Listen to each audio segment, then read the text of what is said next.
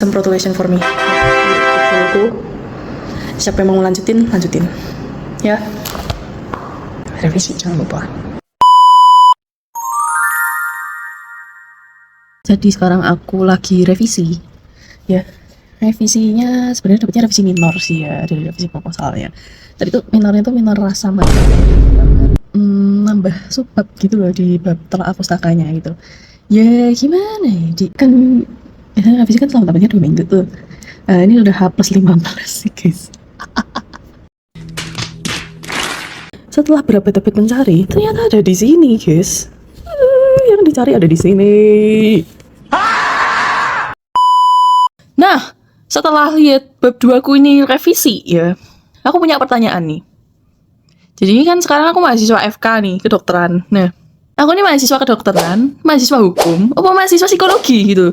Kayak melihat tipusku tuh tentang kedokteran oke, ada gitu loh. Tapi kedokterannya lebih ke tentang humaniora, etik-etik gitu kan hukum ya. Oke lah masih ada hukum kesehatan. Terus ada psikologinya juga kayak proses dari mahasiswa menerima pembelajaran baik secara sosial maupun secara pengalaman itu kayak gimana, paparannya kayak gimana gitu loh, proses kognisinya gitu. Gini loh. Apakah aku ternyata mahasiswa psikologi atau mahasiswa hukum yang berkedok masuk FK gitu, atau aduh anomali banget mahasiswa yang satu ini kayak ya. Jadi guys, ini revisinya ini sambil jaga CCTV ruang CBT. Nah, tapi aku nggak sendirian deh, tapi sama Niken dan Asno.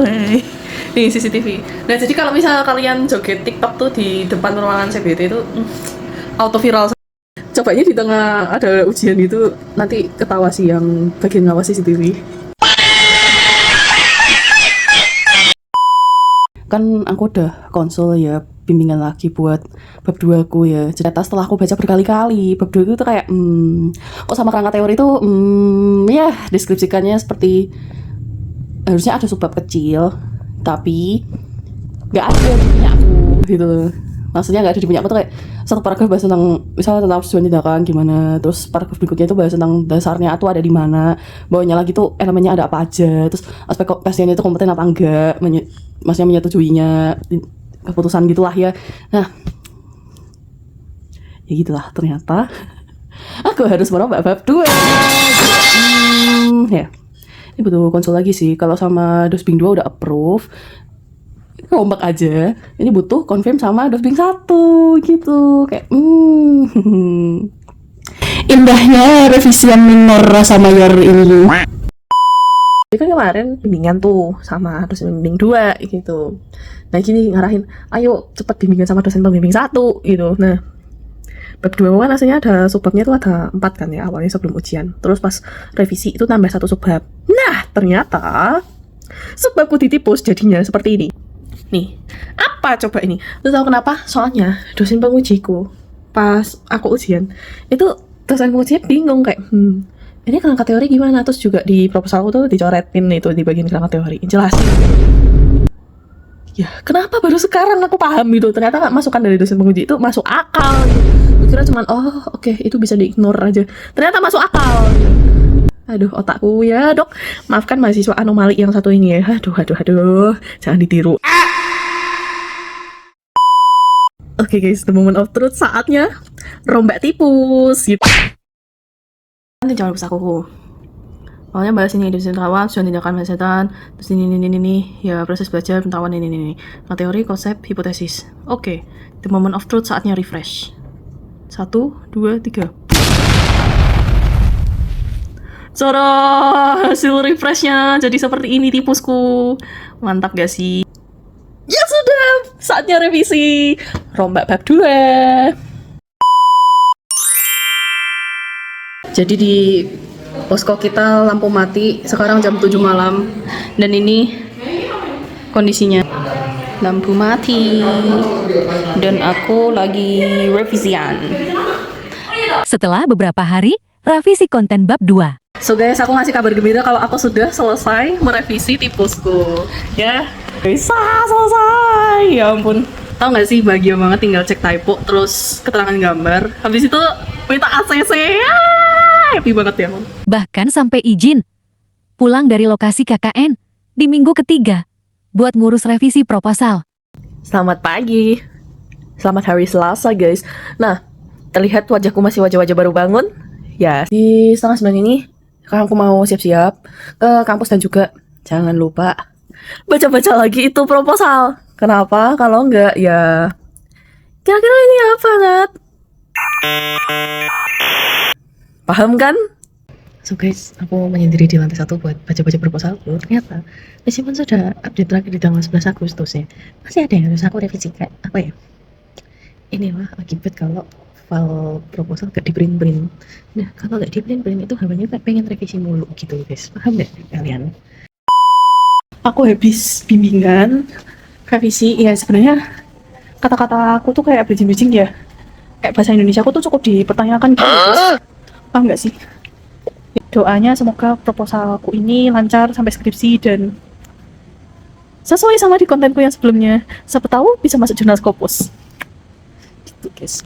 So, aku tunggu jemputan, aku istirahat dulu dan besok ketemu dosen lagi. Keesokan harinya, di kampus BSB, Ya guys, aku ada revisi lagi guys. Revisi lagi nambahin tentang ini guys, nambah kayak oke, fine. Ini kan aku posisi masih KKN ya, kayak aku tuh pengen pulang tapi gak usah balik lagi itu buat ngurusin proposal. Mantap dong. Kayaknya ini maksud hati dari dosbingku ini pengen gua makin anti mainstream gitu ya, tahan banting gitu kayak HP ku ini habis kelempar tengah jalan. Tahan banting masih aman kan, aku masih bisa ngonten kan nih. Ya gitu. So guys, ini kan aku habis ketemu dosen pembimbing. Nah, tahu nggak? Hari ini kan PTMB fakultas nih. Ya, tahu apa yang dosen pembimbing dua aku tinggalkan ini? Aku kasih tunjuk ya. Nih. Kayak, tolonglah. Saya bukan dosen, saya bukan panitia PTMB, woi. Ya, tahun ini saya tidak panitia PTMB. Saya mahasiswa KKN yang lagi skripsian gitu loh. Aku kalau panitia PTMB udah 2023 ketua PTMB udah puas gitu kan. Sombong amat. Oke guys, jadi aku butuh bentar cari tempat sepi buat meninggalkan pikiran dulu sebelum kembali mikirin proposal. Biasanya kalau aku lihat lewat laptop itu cuman oke, baca cuma ada yang mengganjil tuh kayak nggak yang sampai banget gitu loh. Tapi setelah ada fisiknya ganjilnya lebih kerasa gitu guys. Paham gak sih? Kalian pernah merasakan seperti ini juga nggak kalau proposalan atau skripsian?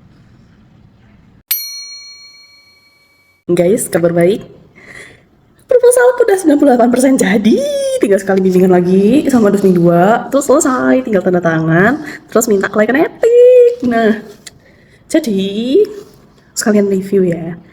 Kemarin tuh aku bimbingan di ruang rektorat. Ya, kayak wow. Kapan lagi ada mahasiswa memasuki ruang rektorat buat apa? Bimbingan ya apa ya Buat aku sebagai mahasiswa kan memang jarang ya mahasiswa masuk ke ruang rektorat karena horornya ada sih di ruangan rektorat, soalnya basicnya sepi gitu loh. Dan pas aku bimbingan kayak revisi itu lewat sana sini staf rektorat itu kayak staf rektorat, entah staf rektorat atau sekretariat rektorat gitu ya. Rating 9 dari 10 suasana horornya ya. Tapi kalau dosennya enggak, soalnya udah sering ketemu berpaparan dengan beliau ini ya. Jadi ya gitulah. Satu lagi nih, kemarin bimbingan aku dapat pencerahan baru, yaitu cara membaca kode etik kedokteran yang benar. Nah, awal itu aku cuma baca cakupan pasalnya aja. Oke, gini relate masuk kayak bukan gitu. Caranya adalah baca pasalnya dulu. Pasalnya ini, terus cakupan pasalnya 1, 2, 3, yang mana yang lebih relate. Nah, habis itu baru penjelasan pasalnya. Mana ini kayak buset deh. Aku baru tahu, woy. Kayak, dok, saya baru tahu dok. Kayak memalukan juga ya. Ya tapi yang penting dapat pencerahan baru sih buat aku skripsian ya. Sama satu cerita lagi, kalau kan ada blok elektif ya di FK ku. Ada yang blok internal, hukes, sama anti-aging medicine AM. Misalnya ada yang di luar tuh ada pilihan lain gitu loh. Dan aku dapat rekomendasi dari Desping 2, colek aja Desping 1 mau ikut elektif hukes gitu. Dan akhirnya pas aku milih tuh kayak aduh ini kayaknya aku gak minat dimanapun gitu. Terus teringat dengan colek aja Desping 1. Oke. Ya aku buru-buru karena itu ada kuotanya, mayoritas kuotanya di bawah 100 gitu. Jadi aku milih Hukes gitu. Nah, kenapa milih Hukes? Karena topik skripsiku adalah perbedaan pengetahuan mengenai info konsen antara mahasiswa S1 dengan mahasiswa koas gitu. Dan karena Dosping 1ku core block Hukes gitu kayak. Harapannya apa? Supaya saya mendapatkan pencerahan lebih untuk mengerjakan skripsi saya. Literally aku nulis gitu. Kayak, wow, alasan bocil banget gitu. Tapi enggak juga sih. Cuma strategiku itu yang penting elektif yang aku pilih itu sesuai dengan skripsiku. Udah, saking nggak ada yang aku minat gitu. Yalah, selamat bertemu dengan Dosping 1ku lagi gitu. Oke guys, ini beneran jadi ternyata kuesionerku semuanya udah oke guys dari segi konten. So itu tinggal ada wording yang dibenerin lagi di kuesionernya. Habis itu tahu apa? Sekarang aku menggunakan baju warna apa? Ya, print bentuk wujud hijau guys. Happy banget guys. Gak nyangka revisinya ya emang lama sih, tapi revisian itu tuh kayak ada bobotnya tersendiri gitu loh. Jadi insight yang aku dapatkan dari revisi proposal ini adalah cara membaca kodeki yang benar, ya itu. Terus juga cara melihat dasar undang-undang dan peraturan dengan benar, itu juga. Sama cara menyusun kata-kata dengan benar juga ya. Meskipun aku sampai sekarang masih belajar ya, tata bahasa aku tuh masih berantakan gitu ya guys ya. Justru aku tuh pengen teriak sampai satu gedung Santa Clara itu denger kayak gitu. Ya itu bercanda aja sih, tapi pas aku ngomong sama pas aku ngomong di tengah bimbingan tuh kayak kok di broadcast ke dosen-dosen lain beneran nih kayak ya jujur ACC dari Dosping 1 tuh emang banyak challenge-nya gitu. Tapi oke, beliau tuh ngasih insight-nya banyak banget ke aku gitu loh. Saatnya print wujud hijau. Guys, ini print wujud hijau guys. Tuh, lagi di cover, lagi di line draftnya guys. Ya jadi guys, ya wujud hijaunya masih dengan judulku yaitu perbedaan pengetahuan mengenai fase tujuan tindakan pelayanan kesehatan antara mahasiswa fakultas sarjana kedokteran dengan program profesi dokter Universitas Katolik Suryo Pranoto. Nah, jadi di progresku sebelum ujian proposal, dan ini proposalnya mantap banget gak sih guys? Ini tanda tangan beneran. Saatnya tanda tangan pengesahan. Oke guys, sekarang aku di kampus Benden dan aku mau proses minta tanda tangan proposal. Pertama minta tanda tangan di Dosping 1 guys. Mau tahu di mana? Ruang rektorat guys. Kayak oke. Tolong. Lama-lama aku dihafal sama Bapak Rektor nih. Sekarang misi mencari jalan tikus menuju gedung rektorat. Kayaknya aku nyasar deh. Ini gedung apa ya depan ini?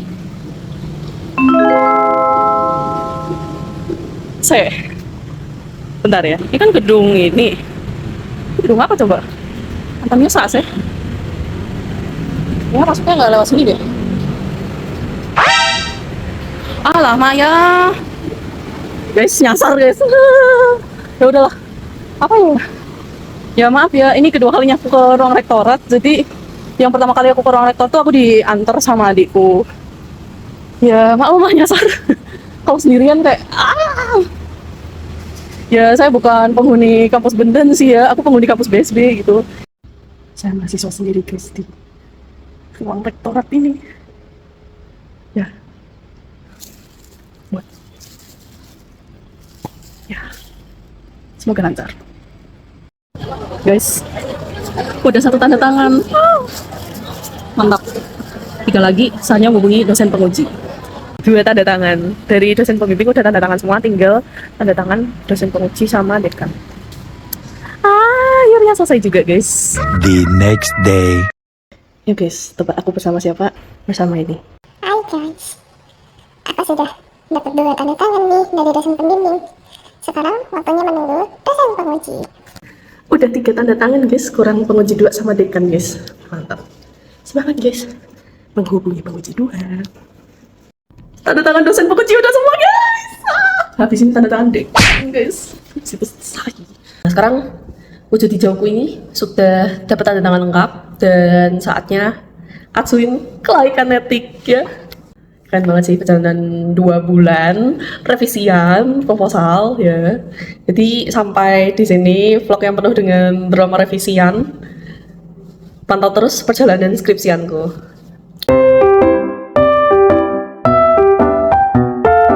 Ya guys, apa yang terjadi dengan laptopku pas aku masukin soal-soal kuesioner? Nih, auto restart guys, karena laptopku ada software update. Apa coba ini?